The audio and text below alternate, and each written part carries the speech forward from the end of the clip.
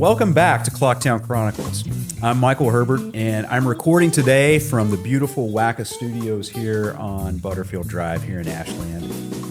Before I introduce today's guest, I really wanted to share some exciting news. Clocktown Chronicles recently received a Hometown Media Award.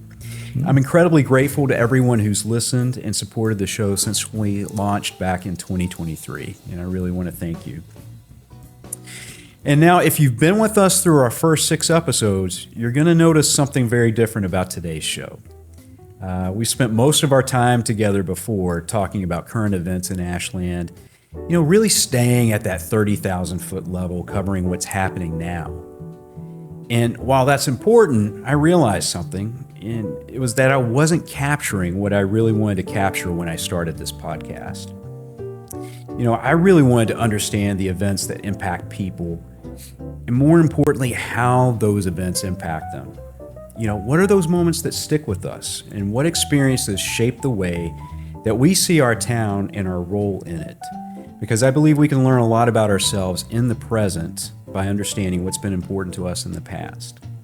And maybe, just maybe, we can use those insights to build a more compelling future together. So starting today on this podcast, we're going to go deeper. We're going to sit down with people who've built this town, both literally and figuratively, and really hear their stories. We're going to explore Ashland through the eyes of those who've watched it change, who've shaped it with their own hands, and who've learned lessons worth passing on.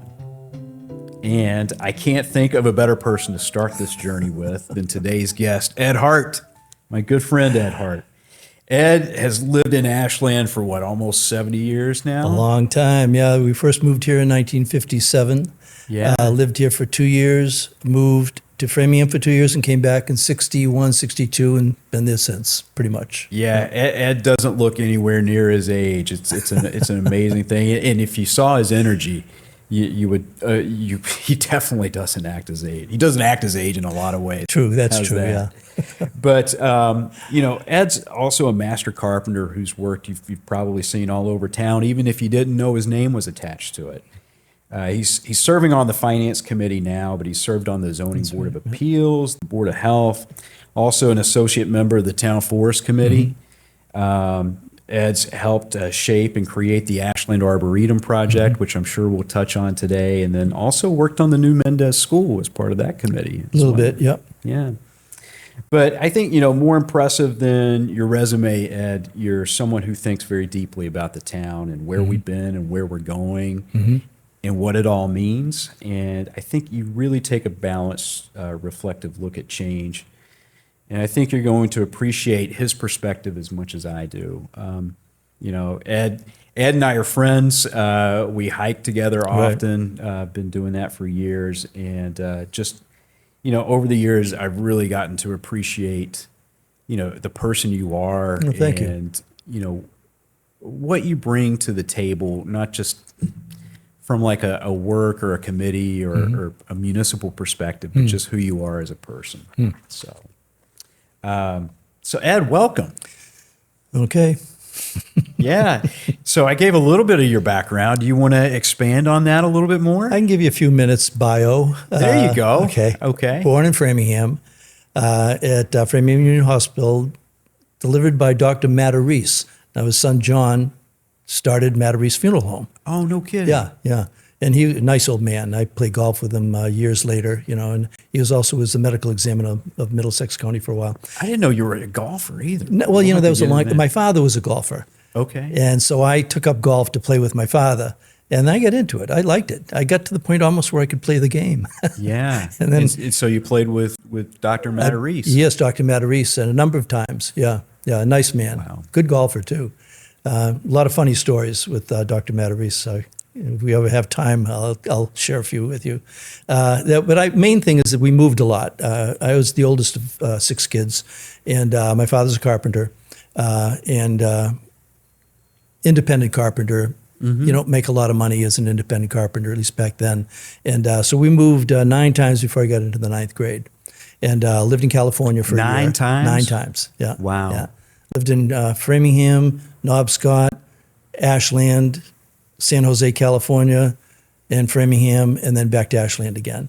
And lived in Framingham on Route 9, two different places. Never stayed in one place for more than a year or two. Okay. And then my father finally had somehow scraped up enough money to buy a piece of land on Cedar Street. And he built a house there back in 61. Of course, built it himself, probably with you helping. I painted it. Yeah. That's when I got enough money to go to Marion High School.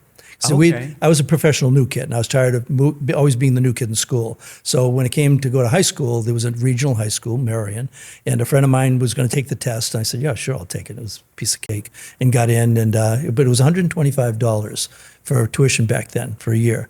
And so I painted my father's house, and he said, if I paint the house, he'll give me the money to go. And, I had to walk or ride my bike or hitchhike to school because there was no school buses back then. Yeah. And it was good. It was a good experience. Yeah. Wow. So you essentially paid your way through high school. Through high school, yeah. Wow. Yeah. Things were a little different back then. You could hitchhike. You don't see a lot of kids hitchhiking today.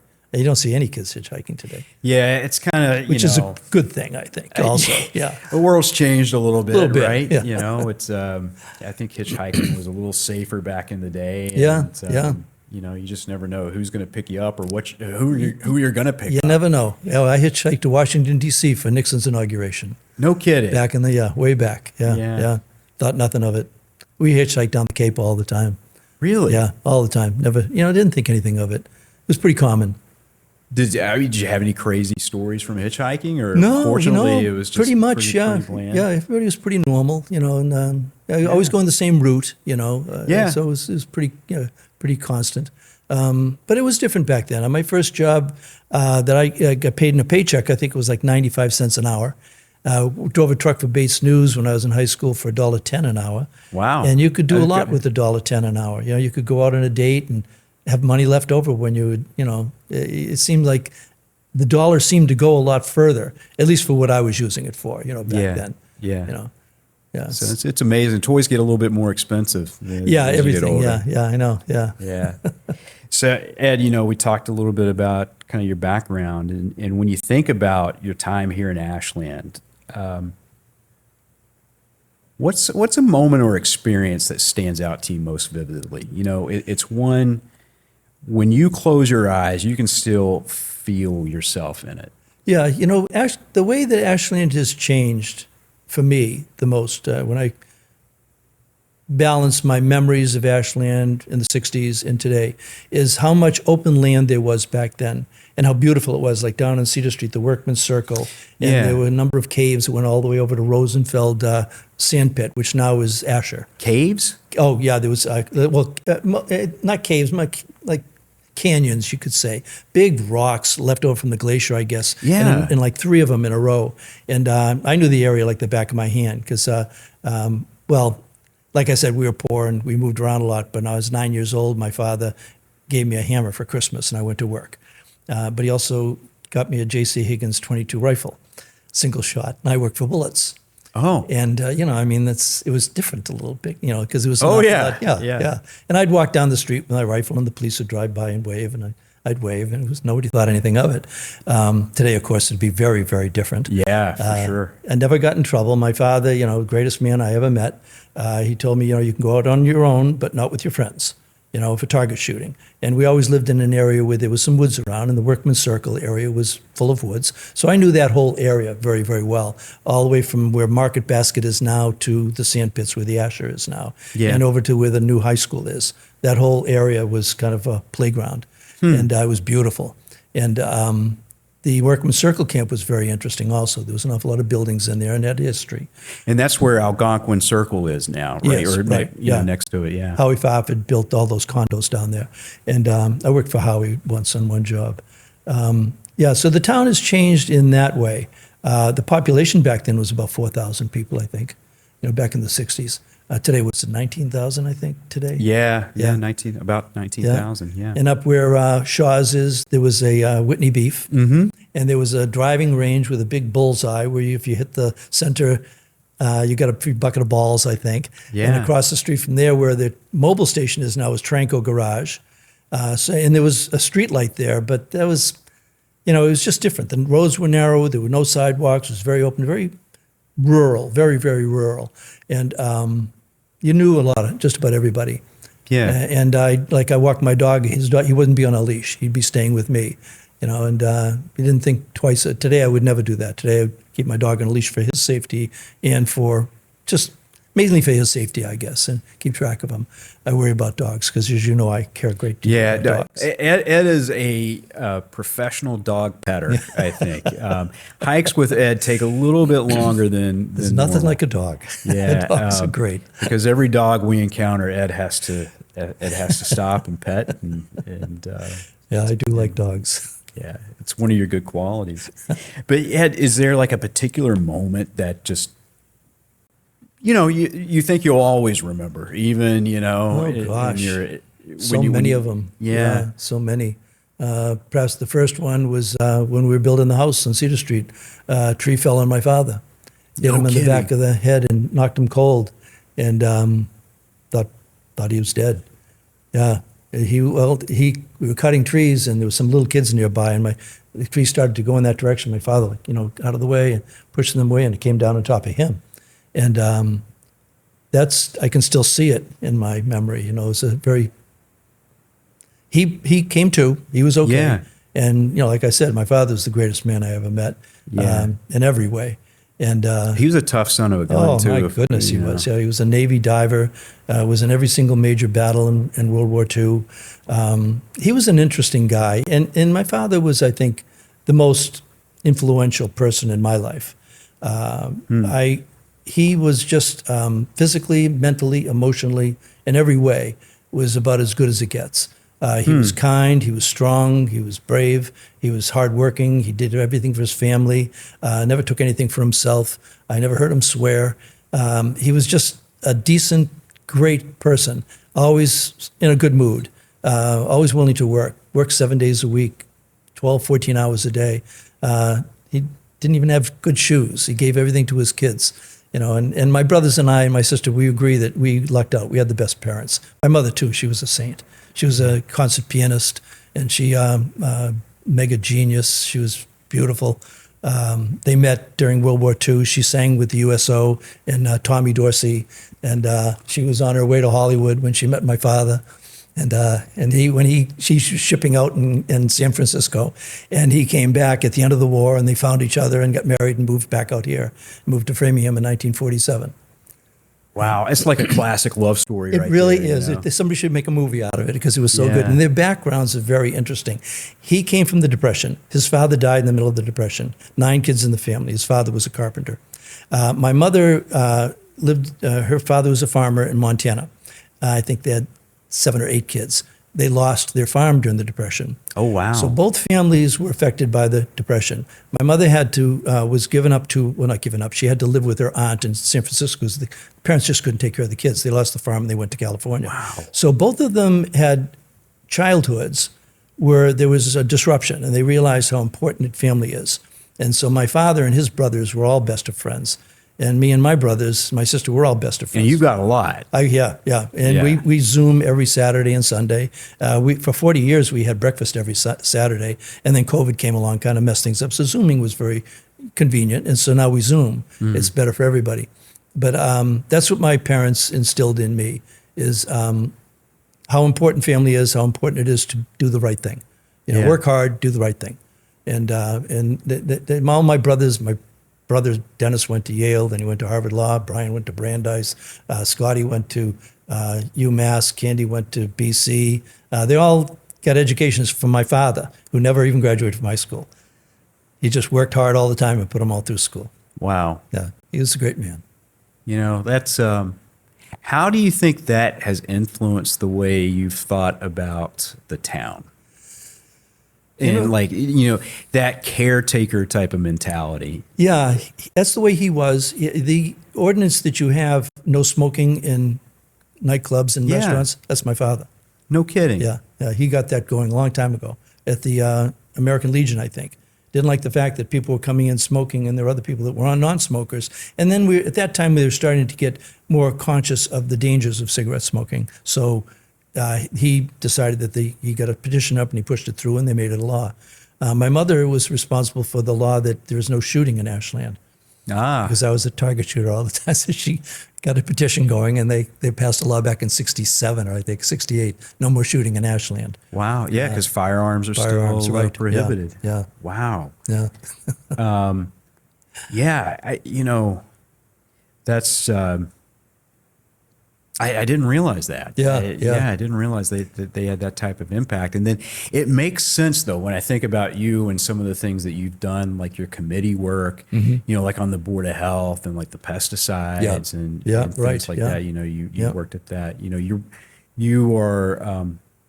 very scientifically minded and I was a science stay on major. the cut. Yeah, you're a science major, Yeah. and you stay on like the cutting edge of that type of stuff. I like that. Yeah, that's what I read mostly, at night online.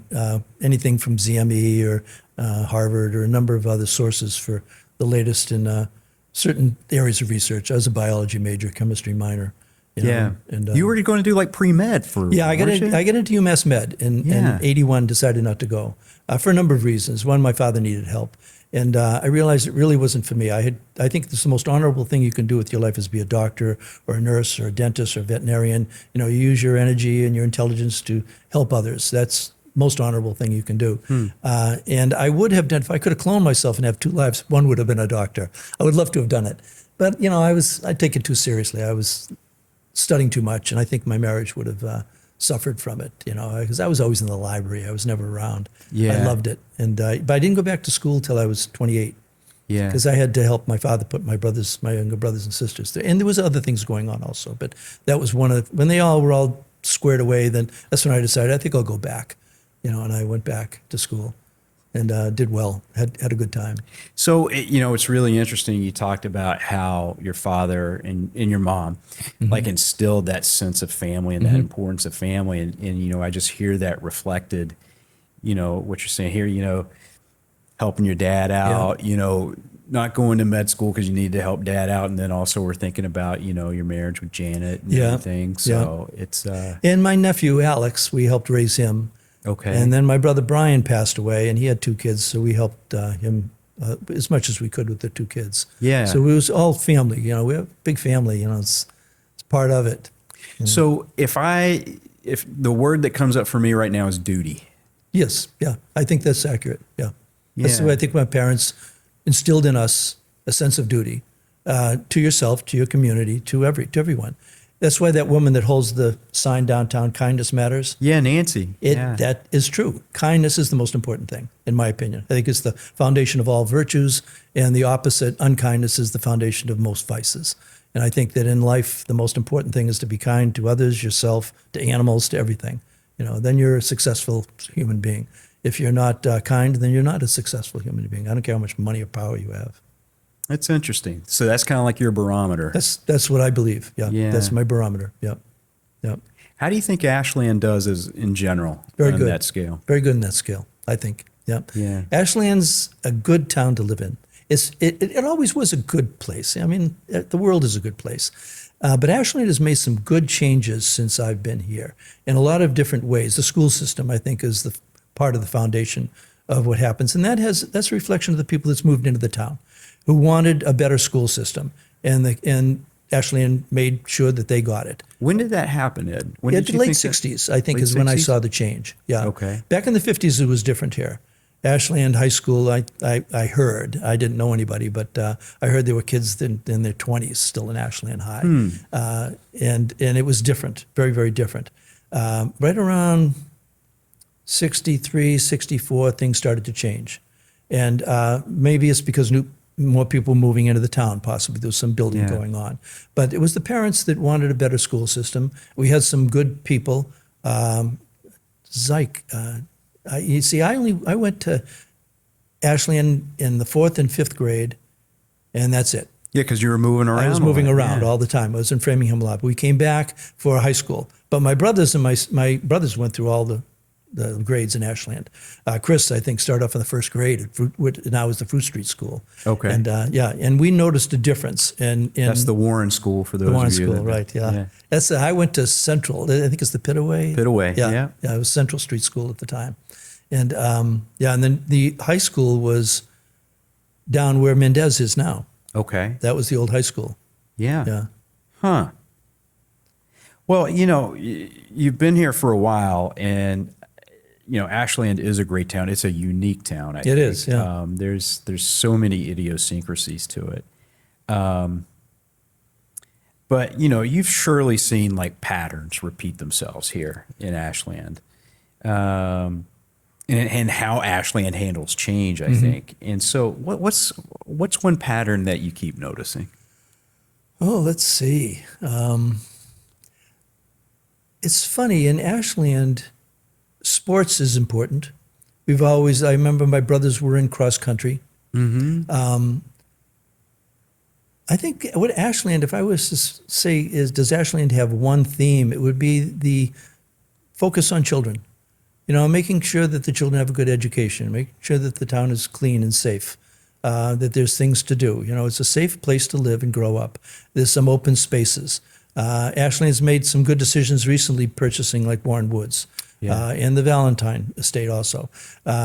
With the they're different, but we also buy an awful lot of land for the forest. Town forest. We just bought 54 acres and added to the forest. Not only does that prevent development, and I know it sounds funny coming from me because I'm a carpenter, I make my living off of development, but the quality of life is important in a community. And Ashland has improved the quality of life, in my opinion. We have the state park. We have open spaces. We have Stone Park, real good school systems, and a lot of good extracurricular activities. We're close to everything. Yeah. It's a safe community to live in. We have an excellent police and fire department, always have. Agreed. And all of that adds a little bit, each piece to the puzzle, and people enjoy living here. Never felt really any stresses living in Ashland. And I've lived in many places in this country, and not always felt as safe and as secure as I feel all the time in Ashland. I love Ashland. Love living here. Yeah. Really. Yeah. Yeah, you're definitely a clocker, but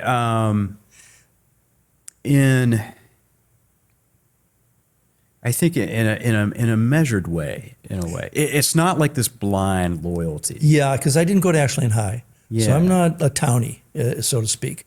And because I went to Marion, I went to school with the kids from surrounding towns. Right. So there was, and back then there were battles of the bands and parties every weekend. So I was in Marlboro and Natick and Framingham, and you see how things are different there. They're a little bit different. Ashland was kind of like come back home to a nice, comfortable place to relax, where it's nice and quiet and peaceful and constant. Yeah. There was something always constant in Ashland. There weren't a lot of disruptions. It was very safe and secure, at least from my perspective. But I spent a lot of my time out in the woods too. I was in the fields in my weekends, and after school when I wasn't working for my father. So my upbringing was a little different than my brothers. Okay. They went to school here and they were involved in all the sports and things like that. I never was. I never played baseball and basketball in my life. Played football a couple of times, never played hockey. I was always working. I was the oldest. And right. So I was always after school and weekends I was working with my father.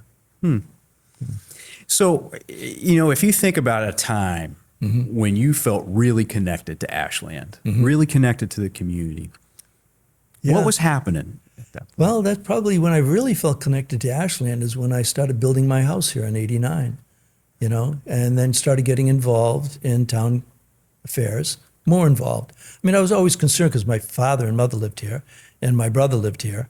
But when you live here, when you own property in a place, and it's a little different. It changes. Yeah. Now, when I was a kid, my parents lived.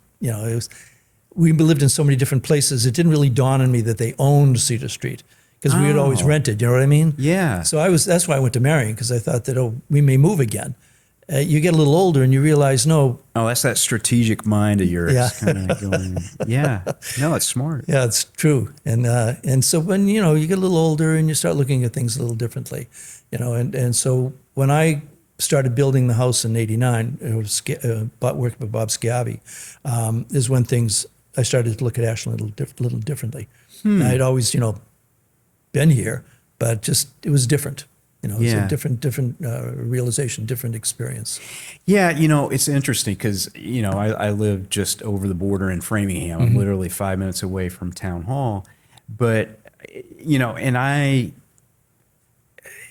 obviously because of my job and as much time as I spend here, like I feel like Ashland's home right. in many ways. But at the same time, I've always like regretted not having like a piece of property here. Yeah, So yeah. it came close a couple of times, but I think there's something to that, like you said. Yeah, it's true. It's true. It's a different feeling, and now we Yeah. own the house, we paid it off, Right. so I don't no mortgage anymore even, and that's a different feeling also. It changes your perspective on certain things. Yeah. You take them more seriously. You're more concerned. Like we'll pick up litter on our street. Right. It's hard to explain, but it's the same I think as having children. You're more concerned about their future. So you want to try to make a good present for them because good Yeah. present evolves into a good future, and that's when I just got involved. I started off with the ZBA, I think.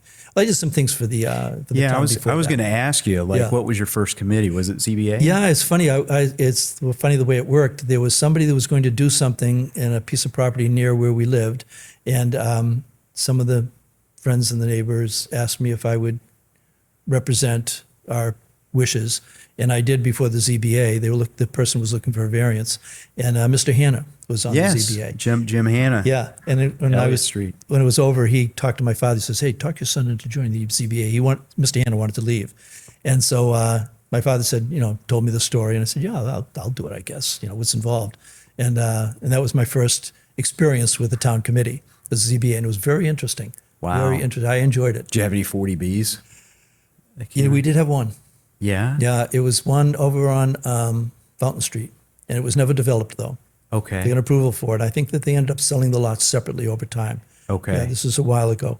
But it was, one of the things I didn't like about the ZBA is seeing neighbors conflicting Yeah. over some minor little thing. Like a deck or, yeah, or yeah. like a shed or something Yeah, like or you that. need some frontage, sometimes, things like that. But, the law's the law, too. The good thing about the ZBA is that there are laws and regulations, so you can make determinations based on something that's almost chiseled in stone.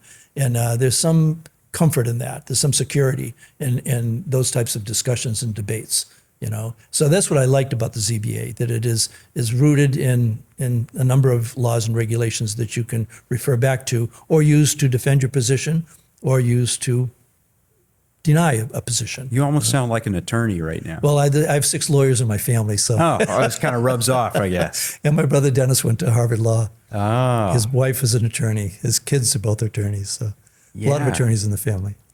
We talked a little bit about the committees that you're on and that you've been on, and so you've witnessed countless decisions, right, being made. But was there one particular decision that you like stepped back and realized, hey, you know what?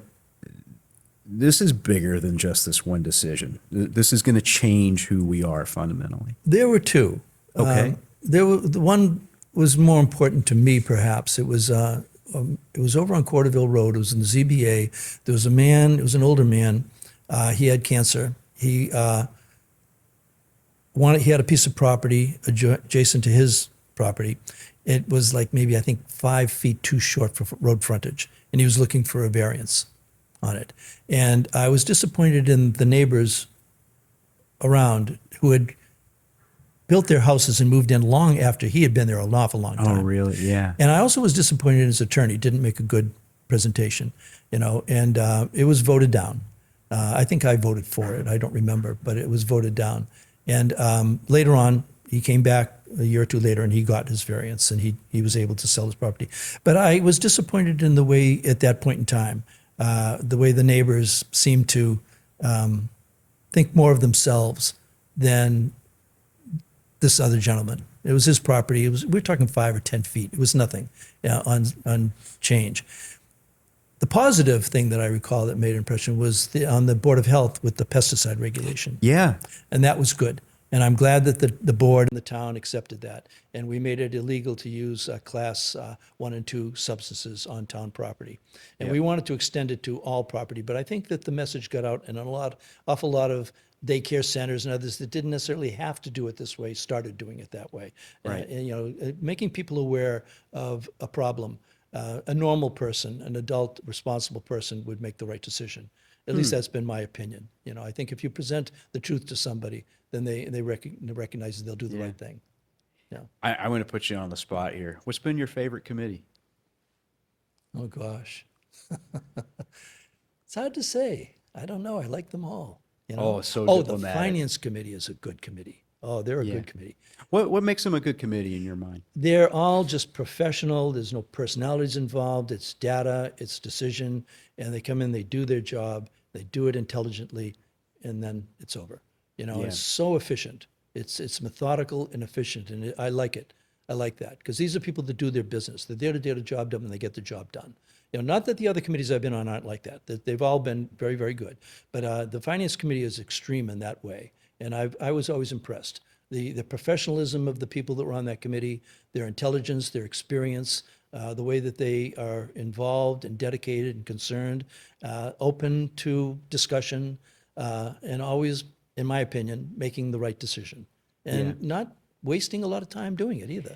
You're right. I mean, I think about that committee because I spend, a lot of time with them, and you're right.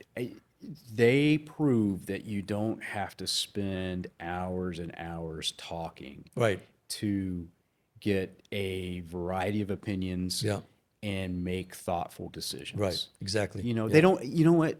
And I'm not saying anybody does this. I know. But they don't talk to hear themselves talk. Exactly. Right? Exactly. Yeah.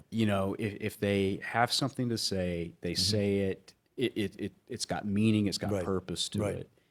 We're talking about numbers too. We're talking about math.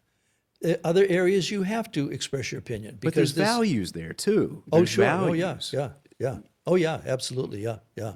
But I mean, it is what it is too. And it's a little bit different, I think, in the ZBA. There's some room for subjectivity. Certainly in the Board of Selectmen, in the Board of Health too. There are opinions. Do we have a better approach to this? But in the Finance Committee, and certainly on the Forest Committee, there's all different ways to do many number of things. But on the Finance Committee, it's very cut and dry, in my opinion, anyway. Now they are experts in this, and I'm not. You keep this saying isn't my that. area. You keep, and I think, Ed, so that's the thing. I think, and this goes, I think, for anybody listening who is thinking about being on a committee or anything like that. It's, you don't necessarily have to have the subject matter expertise, but I think you have to have a willingness to learn. And I think what's important is that you have the ability to bring a different perspective. And I think that's, you add so much value to the Finance Committee because, you do have the finance professionals there. You have some attorneys, and you have people like Jack Walsh who've been on there for a long time, former school committee member, and then, you bring a thoughtful scientific perspective to things that's not necessarily based in finance, but you mentioned quality of life. Yeah. Okay. And how important that is to you. And that's, now that I'm saying that actually is the lens I think you make your decisions through. I try to. Yeah. Right. That's what I'm thinking of. Yeah. There's certain areas, I think the fire, police, and schools come first. DPW right after it. Because you have to, the quality of life circles around those four. And the town has responded properly, in my opinion. Yeah. We've been well served. I told you that story about I was with Rob St. Germain, and we were down at the high school. It was holding signs. It was before 2 years ago, before an election. And I have my phone where I check on my dog, to make sure the house is okay and the dog is okay. And I looked at the camera, and I see somebody walk in front of the camera. Oh yeah, that's Remember right. I told you that story? I thought, oh my goodness, somebody's in my house. And so I didn't have my car. So Rob said, well, let's go over there right now. So we jumped. I called 911. I called the police station. I said, there's somebody in my house. I can see them on a security camera. They're not supposed to be there. I told them where I live. We jumped in the car and we drove. Now, we're not very far away, 2 miles. Right. And Rob's driving as fast as he could. By the time I got there were 4 policemen there. Yeah. And they were already on the way to secure the area. And they asked us to stay here. And they went around and checking outside the house. And then I opened it up, and they went and they checked the whole house. It turns out there was a problem with the program. The film I saw was an old recording of me and my brother in the kitchen. And I don't know how it popped up. It was a cheap program, obviously. The security system was not that good. But what impressed me was how polite the police were, how efficient they were, and how methodical they were, and how professional they were. And then I wrote a letter to the chief and apologized. I explained the whole situation. I apologized for wasting the time. But the person, the cop in charge at the site said, no, this is a good training experience for us also. I mean, he found a positive way to look at it. And I was impressed. I thought that's really good. I like that. Ashland's well served. Yeah, it's a good group. It is. Yeah. And I've always, I think in any department, in any police department, you're going to have different personalities and just by the number of people in the department, you're going to have different personalities. But what I've always respected and appreciated was that when duty, that sense of duty calls, like all that stuff, the personality stuff goes by the wayside. Right. Everybody is on point. Yep. And they're polite about it too. And they're professional and polite. Yeah. And polite. It makes things go faster and smoother when you act like that. And it gives people confidence, I think. Exactly. Yes. Yeah. People, safety is not just necessarily responding to thing. It's like being able to instill that sense of confidence. It's that sense of safety. Because you and I know there are neighborhoods where, you might be physically safe at the moment, but you don't really have that sense of safety. And it impacts quality of life, like we talk about. Yeah, I've lived in a few like that. Yeah, me too.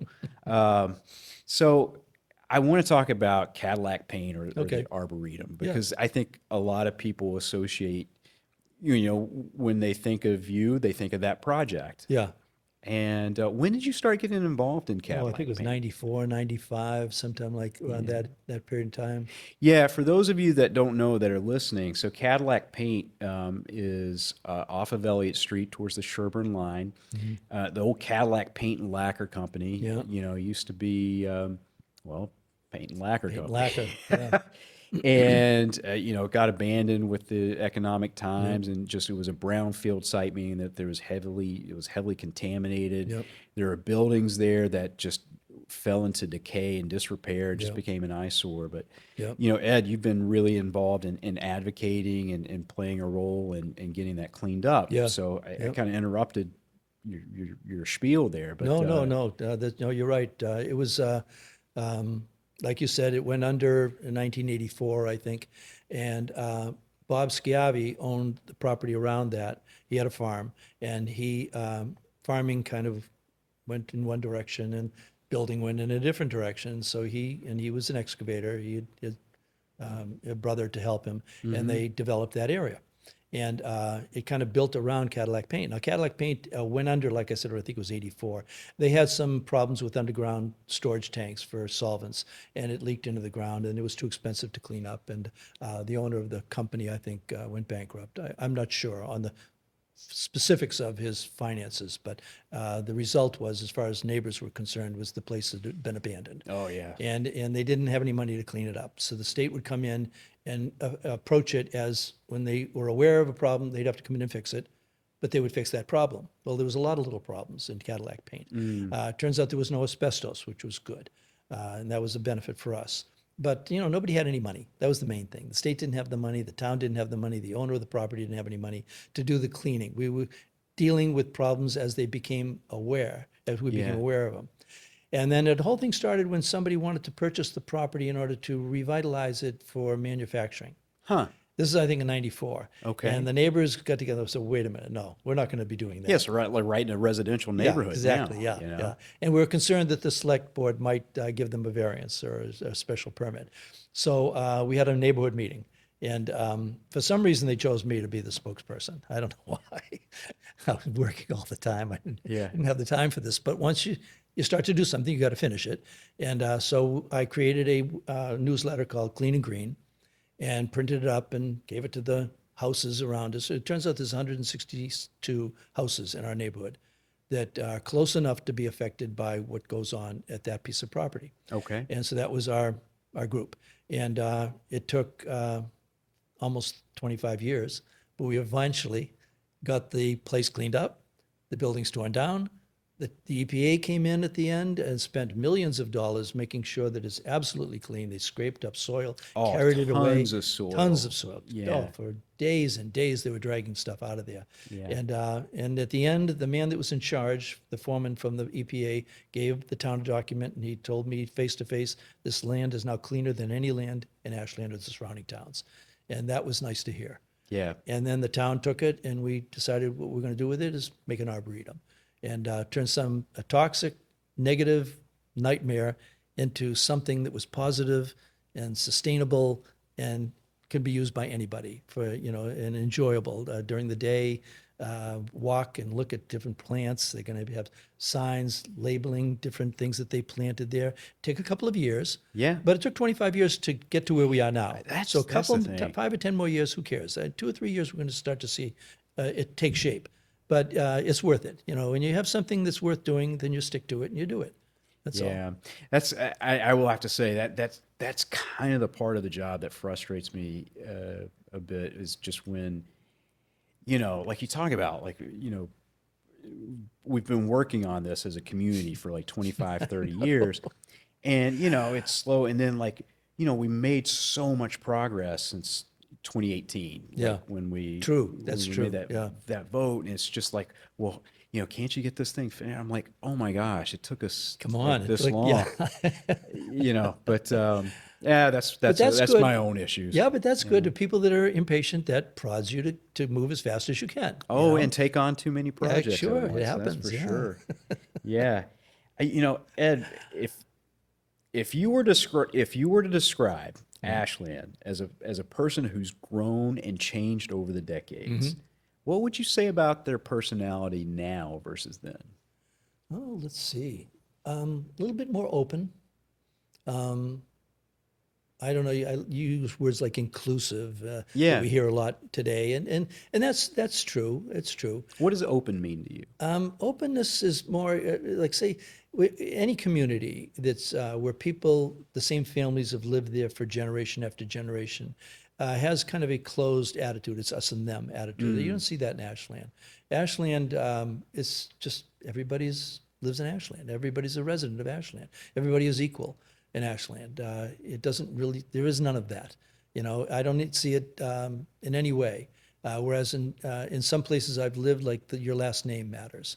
I remember I lived in San Jose, and at the end of our street there was a kid who lived there, and he was so wealthy, and everybody wanted to be his friend, and he had all these toys, and we were living in the poor section, we had nothing, and there was that change. There was almost a division. Almost like a caste system. Yes, a caste system in a neighborhood. This was Yeah. in a neighborhood. Yeah. And you don't see any of that today, and you certainly don't see it in Ashland. You're right, Yeah. actually. Yeah, we've all, I think, experienced it. If you're old enough, you've seen things change since the 60s and 70s. Things changed. And they changed again in the 80s and 90s. And now we're seeing a new change taking place politically and with awareness. Cell phones have certainly changed it for the young kids today. We didn't have any of that. But we had paper routes. We mowed lawns. We shoveled driveways. And we grew up differently. And in a way, I think I have a bias, but I think that we grew up in a better environment Yeah. for me, at least in my opinion. I'm sure that there are young people who would disagree. I have discussions with my nieces and nephews about things like this. Oh, I bet those are interesting. You ever lose your temper? I lost my temper back in 1972. I haven't since then. I remember it. You remember the day. I remember I lost it, my yeah. temper. Right? I remember it. Yeah, I don't think I've ever seen you lose your temper. No, there's nothing to get mad at. You'd be grateful. How do you, is it gratitude? It's gratitude, yeah, because I'm lucky. Born in the right time, to a great family in a great country. There's nothing not to be thankful for, really, especially when you see what's going on in the world. Well, why do you think we have people who I think have such a hard time? I with think things? people decide how they're going to look at life. If you, what's the expression? If you're holding a hammer, everything looks like a nail. Yeah, something along those something like- lines. yeah. There are just some people who are just born very positive, and they're always looking. So they see a lot of positive things, And there are people who are born perhaps a little negative, a little angry, and it might be from things that happened to them when they were younger that they have to overcome. But they see things in a negative way. And like I referred to when we first started talking, my parents were very instrumental in the way that I look at life. And I think that that's important. Family is very important. Parenting is a great responsibility. And I'd say 99.9% of the parents that I've known in my life are good at it. They do the best they can, especially in our area. You know, we don't have a lot of pressures like they do in some places of the country and the world. And that's another thing to be grateful for. You know, we are lucky. We're lucky. And we should appreciate that and realize it and then try to make things better. Did that attitude come easy to you, or Yeah, really? it comes easy to me. Yeah, Something you had to cultivate. just the way I've always thought, always grown up that way. You know, that's the way my father was. You know, and there was just, I don't know, there was no alternative. I wasn't exposed to any alternative ways of thinking. It's that my mother and father were just great people. They were, you know, kind and loving, and I can't find anything to criticize them over. Yeah. My father died at the age of 93. And he had his eyes, he didn't need glasses, he didn't need a hearing aid, he had all his teeth. Physically, he was like Arnold Schwarzenegger, but he never lifted weights. Emotionally, he was the most well-balanced human being I've ever seen. When I was a kid, this is interesting. We'd be at a job site in a house. I worked on houses. And, you know, you take a coffee break around noon. My father never ate lunch. He ate once a day. I don't know how he survived, but that's the way he was. When my father spoke, all the other men would stop and listen. And when I was a little kid, I noticed that. Whenever my father didn't speak often, but when he had an opinion and he spoke, other people stopped and listened to what he had to say. That's what a great human being he was. He had a presence. You know, he even, and dogs liked him. You know, I noticed that. He didn't really care that much about dogs, but they loved him. The dog would come up and wag, and they'd want my father to pet him. Dogs are smart. They can tell good people and bad, you know. Yeah. And my father was just that type of guy. You'd have loved him if you knew him. Everybody liked my father. Undoubtedly. Yeah, he was just a great human being, a human success. Yeah. In every way. You know, never had two dimes to rub together. That didn't matter. He was just a successful person. And my mother too. You know, I'm speaking mostly about my father. My mother was fantastic. You know, she's, you know, she went to the conservatory. She was an understudy. She was second piano for the New York Philharmonic for about 6 months, but she never played. She had to be ready to play. She had to practice 6-7 hours a day and memorize and be ready to go. And the stress was too much. And after 6 months, she said, "No, I'm not going to do this anymore." So she taught piano also. She went, and she was in her 50s, I think, late 50s. She decided to go back to college. And she went to Framingham, got a degree in psychology, and worked at the Women's Reformatory for a while. Yeah. And she walked the marathon when she was in her 80s, or half of it anyway. She was just another unique human being, you know, and always in a good mood, very patient, encouraged us to go on to college.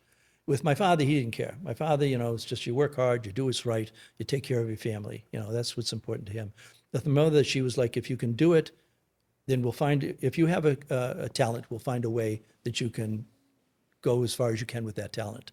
And she encouraged all of us to go to college. Yeah. And so we all did, you know, and they all did very well.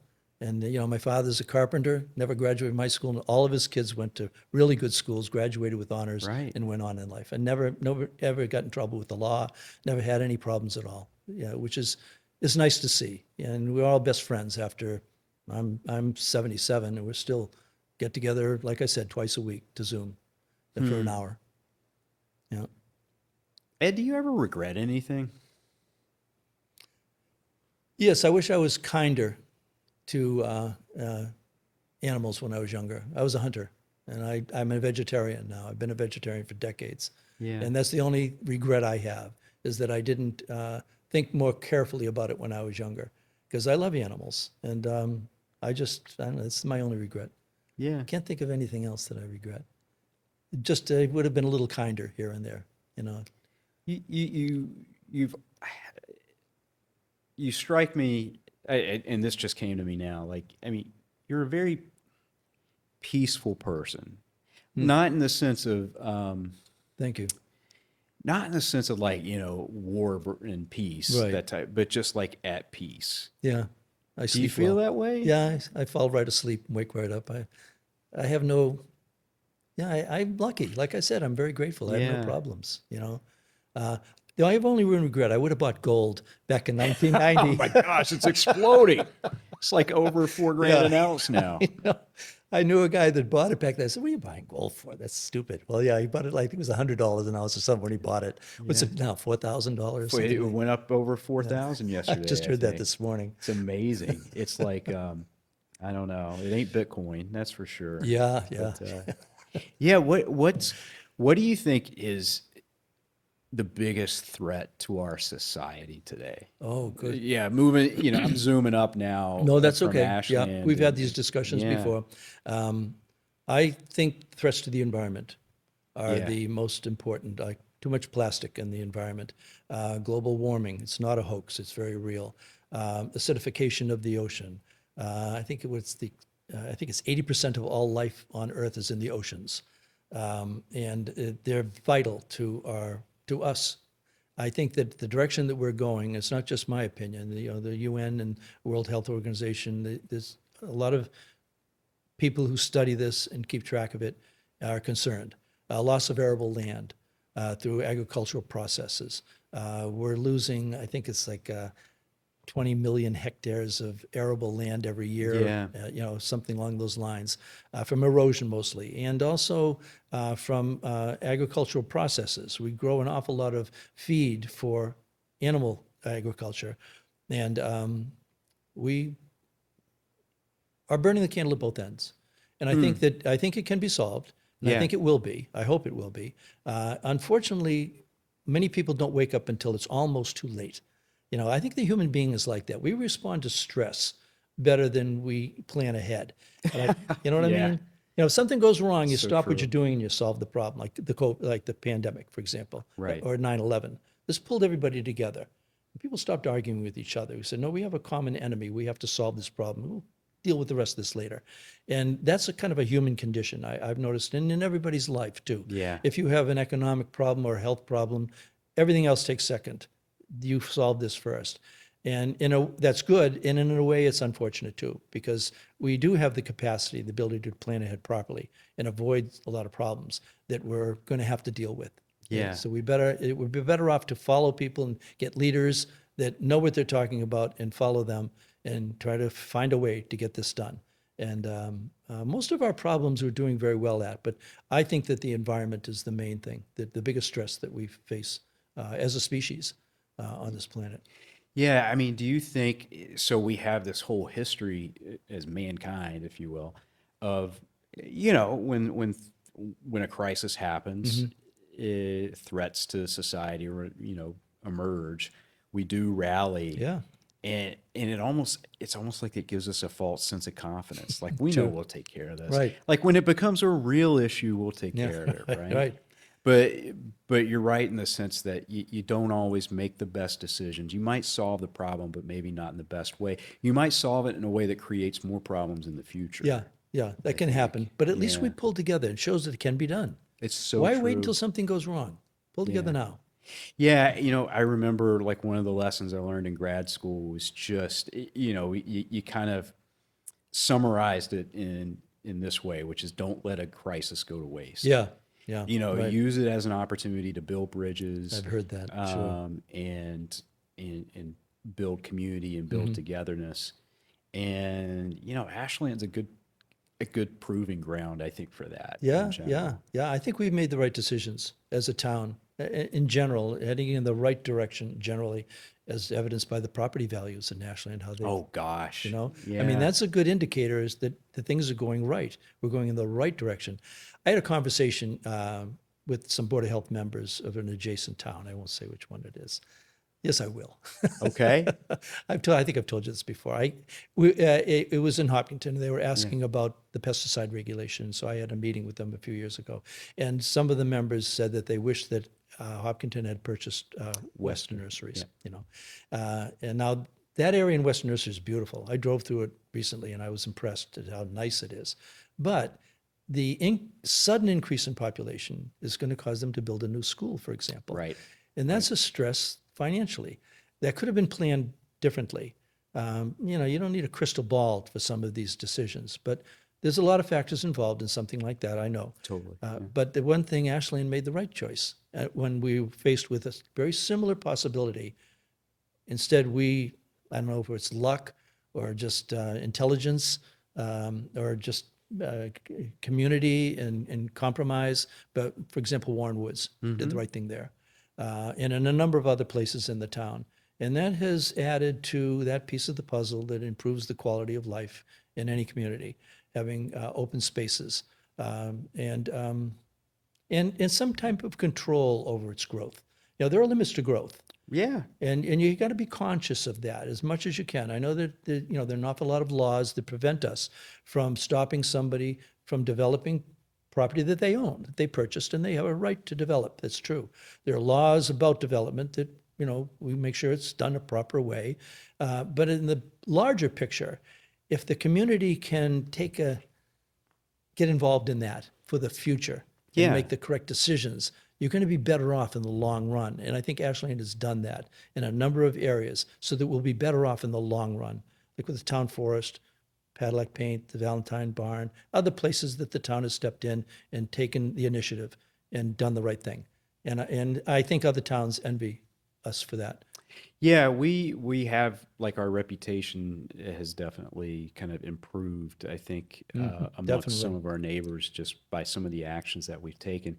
But, I think about, and I wasn't here when Warren Woods happened, but the way it's been described to me is like it was such a battle. Is that accurate? I was in it, but it didn't seem like it was that big of a battle. Okay. Yeah. And so, because my question was going to be, like, why was something like Warren Woods such a battle? And you look at some of the other purchases that we've made. I mean, we've increased, in the last 10 years, we've increased the town forest by 25%. Yeah. Yeah. I mean, we've gone from like 450 acres to a little over 714, 550. Yeah, I think, something yeah, like that. yeah. I mean, we've purchased the Niccolo property, some land off Lincoln, the church property. But those are easy. I mean, you get to town meeting, and it's. Yeah. I mean, it's good to sometimes see. it's a unanimous vote. Yeah, that's right. It's good to see. Yeah. And so I'm glad to hear, from your perspective, Warren Woods wasn't as much of a battle, because I was like, what happened? Because it was only like a span of like 5 or 6 or 7 years. Yeah, right. Like, what changed? It's funny. The thing that stuck out, I was on part of that committee for Warren Woods. Me and 2 other people. And there was few concerns about possible pollution on the property. That's about the main thing that I bumped into. Okay. And so from my experience, the people that I knew and was working with were heading in this direction. It was going to happen. They were going to work as hard as they could to make sure it did. And I didn't feel a lot of pushback at the time. I was on the Board of Health at the time. Okay. Yeah. And so that's perhaps why I was, Gotcha. focused on the pollution part of it. Gotcha. And so my involvement of it would have been a little bit narrower than somebody who had a wider picture. Maybe in the Board of Selectmen might say something different. They might have had to deal with discussions or debates that were in a different vein than what I ran into when I was on the Board of Health. But the people that I talked to all seem to be in the same line. Okay. Let's do this. Let's get it. And for a number of reasons. Yeah. Beautiful property. Part of it was to prevent development. Yeah. This is what motivated a lot of people in Valentine, to purchase that property to prevent something from happening. And then we'll figure out what to do with it after.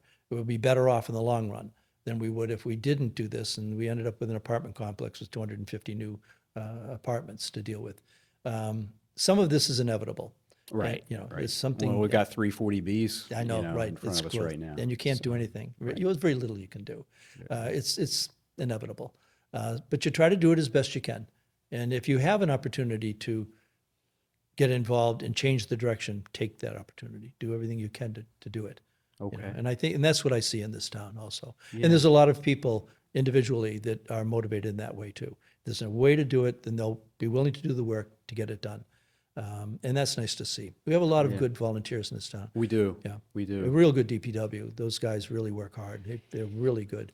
Me, I can't say enough about the staff. The team that we've really, kind of built, and we had some key departures, I think, earlier in the year of, some people that were here for, 10 years, 12 years.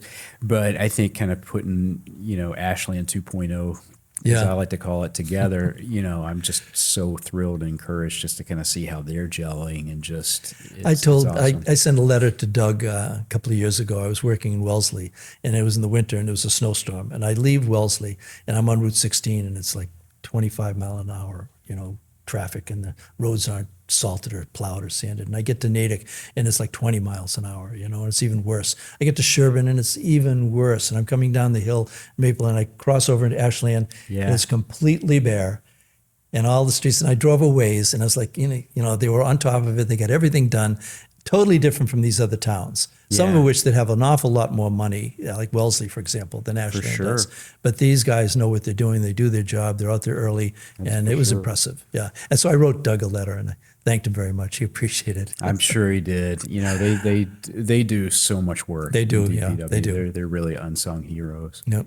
Hey, Ed, when you think like 20, 30 years down the road, what is the one thing from today that you hope people remember, or 20 to 30 years down the road they remember or they take from this time period? That Ashland made the right decisions in the past decade. We built the Mendez School, the public safety building, sidewalks, road repair. Now this is infrastructure, of course. Yeah. We're conscious of land purchases. Land purchase, right. But we have things like the farmers market. Mm-hmm. Which is, other towns, people come from surrounding towns to come to Ashland Farmers Market. The marathon is a nice example. It started here, but it's the way the community pulls together in certain events. Ashland Day recently, we had a real good Ashland Day. Oh yeah, huge, thousands of people came. It's things like that. I think that the building a community, keeping it safe, keeping it clean, keeping it secure and consistent. The business likes consistencies. You don't like uncertainties. You want to know about the future.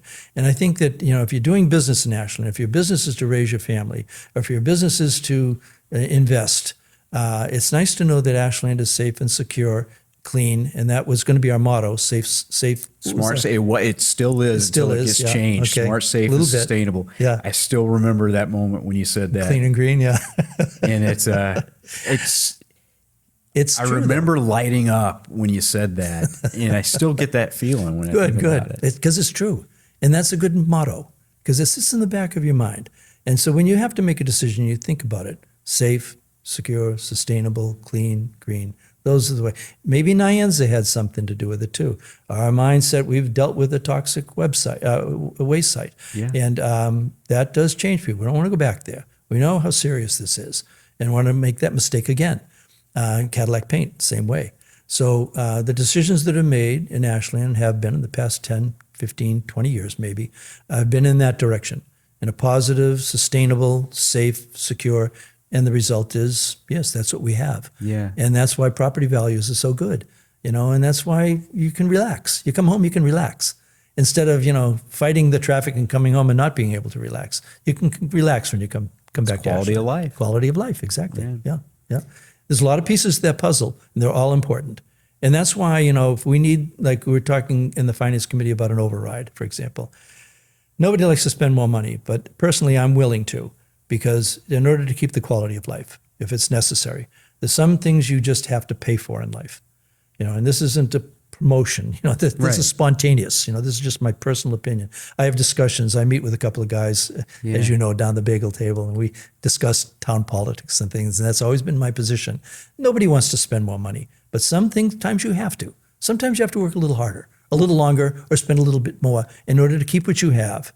It's just the way life is. Everything has a cost. Exactly.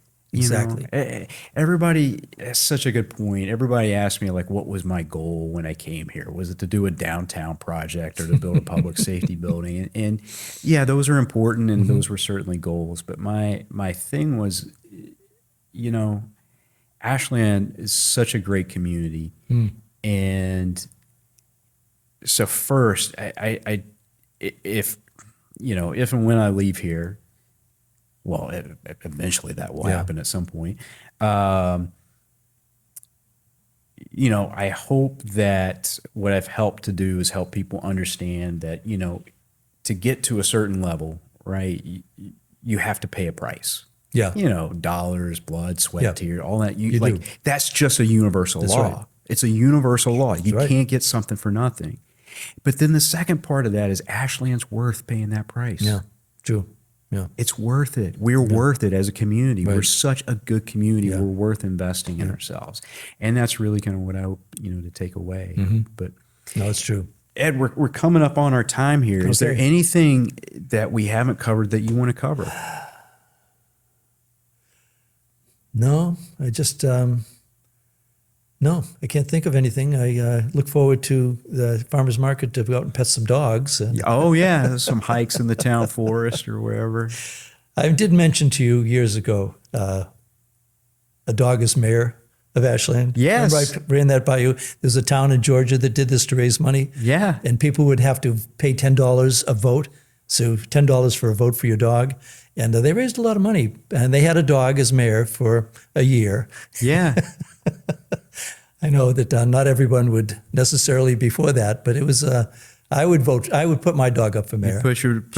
You know what? I'd say your dog would have a good chance. Got a good pedigree. Maybe we can do it as part of the new dog park opening. It's another project that's going. Where there's a will, there's a way. Yeah. Well, Ed, this is a good opportunity for me to thank you publicly just for being the person you are. Like, thank you very much, Mike. not just for what you've done for the community, but you've been a big influence on me personally, and gives me a good public opportunity to thank you for that. Good. And I want to thank you for coming on here and sharing. Sure. These aren't, as you can see, like superficial questions. And it's my pleasure. And like I said, I when I was thinking about the direction I wanted to take this in, and who would be a good first guest to kick this off, you came to mind, and it's just like it was one of those bing, those light bulb moments, right? So, Thank you very much. Yeah, I mean, it's Ed. Thank you. Sure. Yeah, thank you for sharing your story, your insights, and giving us more than 7 decades of worth of your perspective. Yeah, really. Yeah, time flies. Yeah, in this place we call Ashland. And we didn't even get into some of your handiwork. Ed's a master carpenter, by the way, master stair. Yeah, curved stairs. Yeah, just unbelievable work. So that does bring us to our close today, and just for everyone listening, I hope this conversation gave you what it gave me, which is a deeper appreciation for how the choices that we make echo forward, and how people who came before us and are currently with us, they leave with us more than just buildings and roads. They've left us wisdom, and if we're willing to listen to it, And so again, this is the first episode of what I hope will be a long series of conversations like this one. And there's so many stories in Ashland waiting to be told, and so many people whose experiences can teach us something about ourselves and our community. And if you know someone whose story deserves to be heard, someone who's living through Ashland changes, who's helped shape this town, or who simply has a perspective worth sharing, please reach out to me. You can find me on the town website, mherbert@ashlandmass.com, or you can reach out through WACA. And before I go, I really want to thank WACA-TV, especially Paul Bowden and Barbara Chisholm, for making this show possible. Their support means everything, and your support of them means a whole lot as well. So, and also, if today's conversation resonated with you, I'd love to hear about it. Share it with someone who cares about Ashland. It'll be available on where you get your podcast, and then also on YouTube. Talk about it over coffee, maybe at the bagel table or on the bagel somewhere table. else. Let these stories do what stories are meant to do. Bring us closer together. Help us see where we've been so we can really imagine where we're going. So I'm Michael Herbert. This has been Clocktown Chronicles. Thank you for listening, and I'll see you next time.